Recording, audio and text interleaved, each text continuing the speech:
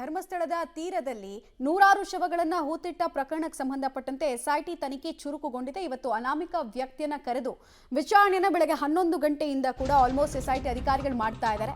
ಈ ಪ್ರಕರಣದ ಅಪ್ಡೇಟ್ ಅನ್ನು ನೋಡ್ತಾ ಹೋಗೋಣ ಒಂದೊಂದಾಗಿ.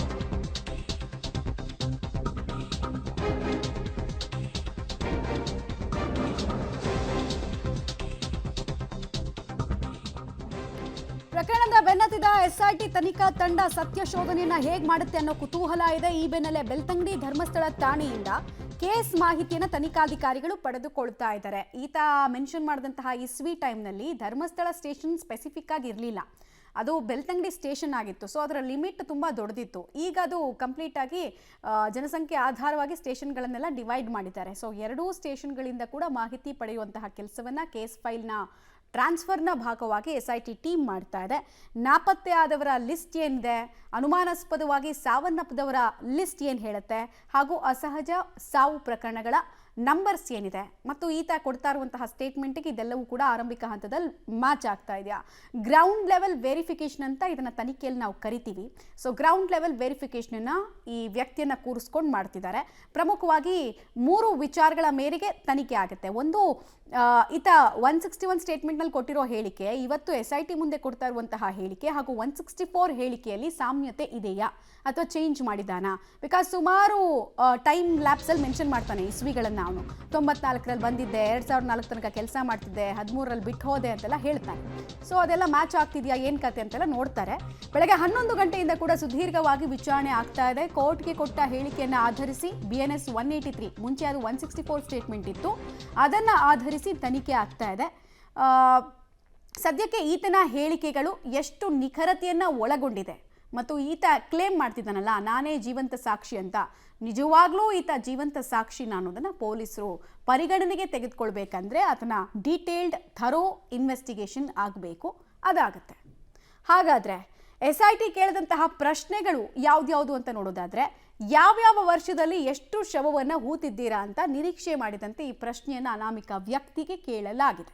ಅದರಂತೆ ಯಾವ ಪ್ರದೇಶದಲ್ಲಿ ಶವವನ್ನು ಹೂತು ಹಾಕಿದ್ರಿ, ಯಾವ ಶವ ಹೂತಿರುವಂತಹ ಜಾಗವನ್ನು ಈಗ ಕರ್ಕೊಂಡು ಹೋದರೆ ತೋರಿಸ್ತೀರಾ ನೀವು ಅಂತ ಬೇಸಿಕ್ ಕೆಲ ಪ್ರಶ್ನೆಗಳನ್ನು ರೆಡಿ ಮಾಡ್ಕೊಂಡಿದ್ದಾರೆ. ಇದೆಲ್ಲವೂ ಇನ್ ಕ್ಯಾಮ್ರಾ ಪ್ರೊಸೀಡಿಂಗ್ಸ್ನಲ್ಲಿ ದಾಖಲಾಗುತ್ತೆ ಅಂತ ಕೊಡುವಂತಹ ಉತ್ತರ. ನಿಮಗೆ ಯಾರಾದರೂ ಬೆದರಿಕೆ ಅಥವಾ ಒತ್ತಡವನ್ನು ಹಾಕಿದ್ರಾ, ಹೆಸರು ಗೊತ್ತಿದ್ರೆ ಹೆಸರು ಹೇಳಿ ಅಂತ ಕೂಡ ಕೇಳಿದಾರಂತೆ ಆಲ್ರೆಡಿ.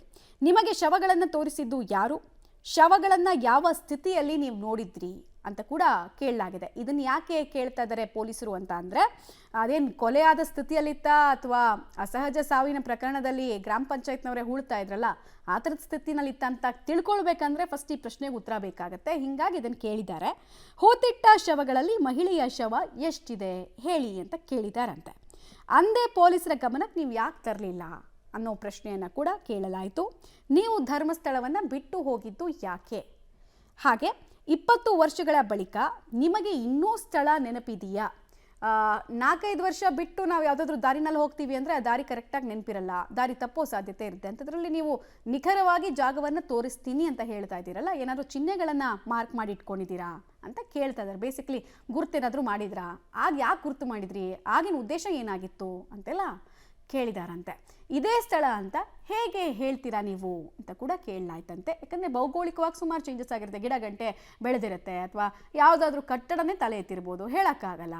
ಸೊ ಆ ಪ್ರಶ್ನೆಯನ್ನು ಕೇಳ್ತಾ ಇದ್ದಾರೆ. ಕನ್ಫರ್ಮೇಷನ್ ಈತ ಕೊಟ್ಟಿರುವ ಸ್ಟೇಟ್ಮೆಂಟ್ ಆಧಾರದ ಮೇರೆಗೆ ಪೊಲೀಸರಿಗೆ ಸುಮಾರು ಉಪಪ್ರಶ್ನೆಗಳು ಮೂಡಿರುತ್ತೆ. ಆ ಎಲ್ಲ ಪ್ರಶ್ನೆಗಳಿಗೆ ಈತನಿಂದ ಉತ್ತರ ಬಯಸೋ ಕೆಲಸ ಆಗಿದೆ.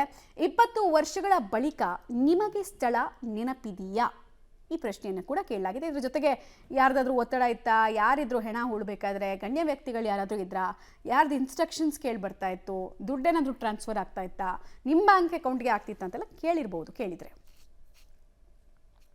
ಡೀಟೇಲ್ಸ್ ಕೊಡ್ತಾರೆ. ಸುಕ್ಪಾಲ್, ಇನ್ ಕ್ಯಾಮ್ರಾ ಪ್ರೊಸೀಡಿಂಗ್ಸ್ ಹೇಗೆ ಸಾಗ್ತಾ ಇದೆ, ಆತ ತನಿಖಾಧಿಕಾರಿಗಳು ಕೇಳ್ತಾರೋ ಪ್ರತಿ ಪ್ರಶ್ನೆಗೂ ಎಲ್ಲ ಪ್ರಶ್ನೆಗಳಿಗೂ ಉತ್ತರ ಕೊಡ್ತಾ ಇದ್ದಾನಾ ಅಥವಾ ಕೆಲವಕ್ಕೆ ಮೌನದ ಮೂಲಕ ಉತ್ತರ ಕೊಡ್ತಾ ಇದ್ದಾನಾ, ಏನೇನು ಮಾಹಿತಿ ಇದೆ?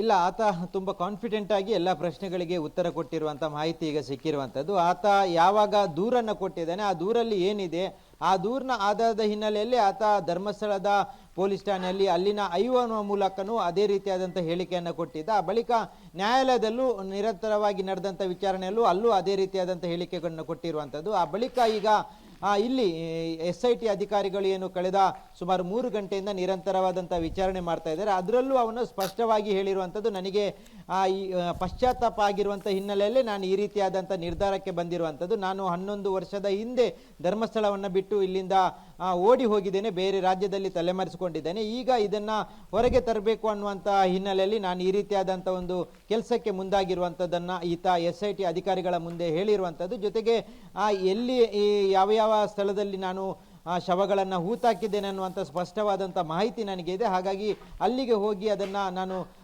ಭದ್ರತೆ ಕೊಟ್ಟರೆ ತೋರಿಸ್ತೇನೆ ಅನ್ನುವಂಥ ಮಾತನ್ನು ಹೇಳಿದ್ದಾನೆ. ಜೊತೆಗೆ ಅಧಿಕಾರಿಗಳು ಪ್ರಶ್ನೆ ಮಾಡಿರುವಂಥದ್ದು, ಈ 11 ವರ್ಷಗಳ ಬಳಿಕ ನೀನು ಈ 20 ವರ್ಷಗಳಿಂದ ಈ ರೀತಿಯಾದಂಥ ಕೆಲಸ ಮಾಡಿದ್ಯಾ ಅನ್ನುವಂಥದ್ದನ್ನು ಹೇಳ್ತಿದ್ಯಾ.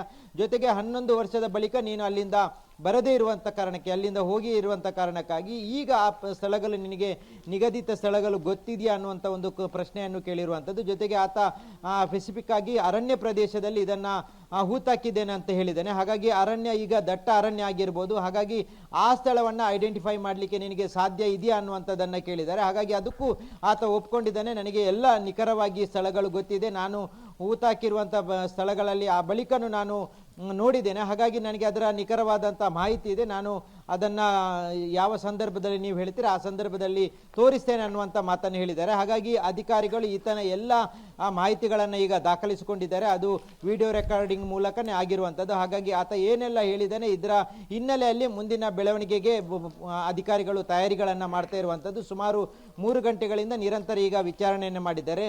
ಮೊದಲ ಹಂತದಲ್ಲಿ ವಿಚಾರಣೆ ಮಾಡಿದಾಗ ಧರ್ಮಸ್ಥಳ ಪೊಲೀಸ್ ಠಾಣೆಯಲ್ಲೂ ಸುಮಾರು 4.5 ಗಂಟೆ ಆತನನ್ನು ಅವರು ವಿಚಾರಣೆ ಮಾಡಿದ್ದಾರೆ. ಆ ಬಳಿಕ ನ್ಯಾಯಾಲಯದಲ್ಲೂ ಸುಮಾರು 2.5 ಗಂಟೆಗಳ ಕಾಲ ವಿಚಾರಣೆ ಆಗಿತ್ತು. ಈಗ ಇವತ್ತು SIT ಅಧಿಕಾರಿಗಳು ಈಗಾಗಲೇ ಸುಮಾರು 3 ಗಂಟೆಗಳ ಕಾಲ ನಿರಂತರ ವಿಚಾರಣೆಯನ್ನು ಮಾಡಿದ್ದಾರೆ. ಇನ್ನೊಂದಷ್ಟು ಗಂಟೆಗಳ ಕಾಲ ಇದು ಮುಂದುವರಿಯುವಂಥ ಸಾಧ್ಯತೆ ಇರುವಂಥದ್ದು. ಮಮತಾ, ಧನ್ಯವಾದ ಸುಖಪಾಲ್ ತಮ್ಮ ಮಾಹಿತಿಗಾಗಿ.